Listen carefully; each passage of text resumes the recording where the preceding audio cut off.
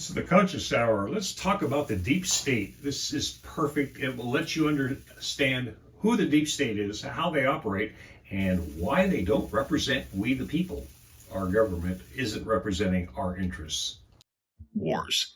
The only one that hasn't happened is Iran. It is now clear for everyone to see. Netanyahu and Israel have completely hijacked American foreign policy in the Middle East. This is Netanyahu's war to remake the Middle East.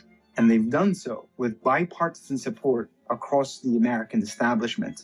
It doesn't really matter who's president. This is long-term deep state policy. Israel has driven so many American wars. And we say, absolutely, yes, that's our greatest ally. These have been at huge cost to the United States. Cost of trillions of dollars, cost geopolitically. But somehow we gave away our foreign policy to Israel years and years ago, and it's been absolutely devastating. And how did this happen?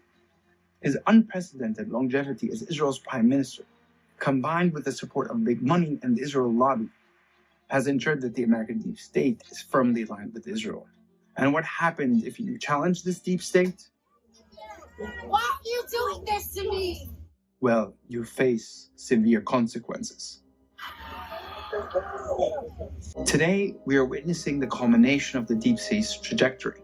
From Alan Dulles to Matilda Krim to Dick Cheney, three figures across history that were part of shadowy networks inside and outside of government that influenced the US to take a certain path. They all lead to one man. Here's my plan to dismantle the deep state and reclaim our democracy from Washington corruption once and for all. And corruption it is. First, there's big money.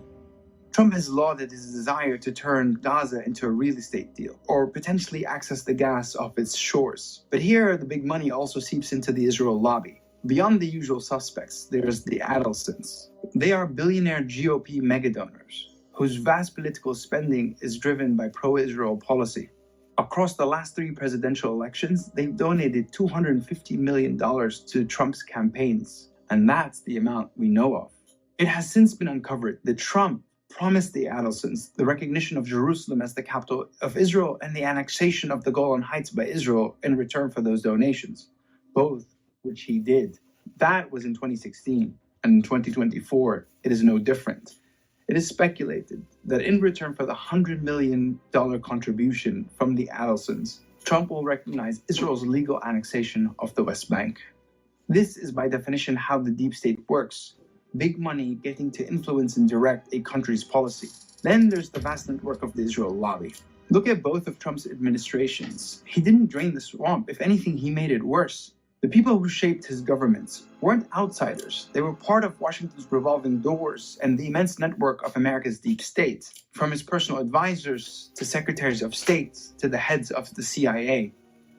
The Israeli lobby had been cultivating their support for decades and even boasted about their connections. We talk about the market review Symphonic, Michael Waltz. Feel free to have something in common. They all serve Congress. They all have relationships with key actors in their communities. I got one of the first candidates I ever met with as an APAC professional in my job as being candidate for Congress was a guy named John Ratcliffe. A couple of weeks before he took the oath as the CIA lawyer, for crying out loud.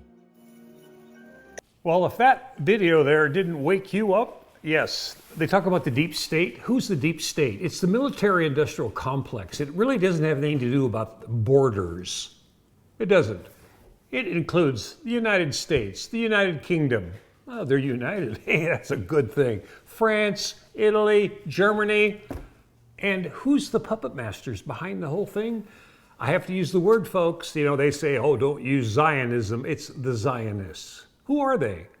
They're the military-industrial complex. They're the bankers. They set everything up a long time ago. And then what do? We, the elected officials, sold their souls to the marching orders of a man named Benjamin Netanyahu. Who is he? Well, he was born in Pennsylvania, and I said he was born where the Liberty Bell was. And who is he? He's a Zionist. He's the commander-in-chief. And he's been that way for a long time. We look at all these other wars that we've had, you tie it all the way back to Mossad and the CIA. What's the difference between Mossad and the CIA? One's in Israel, one's in the United States. And the unfortunate problem we have is 93% of Congress have been persuaded to always help Israel. Now, I'll ask them a question. Can you imagine if you knew what was going to come in the future, would you still be taking money from AIPAC? Don't you think it's time you break the ties and represent the American people? This is the conscious hour, folks. It's our conscious hour to do one thing. Tell the Beltway bandits, you have to cut ties with the Zionists, period. AIPAC, throw them out. Bring America back for the American public. This is the conscious hour. Sounds like a great idea to me. How about you, folks? Give your comments. Look forward to hearing from you.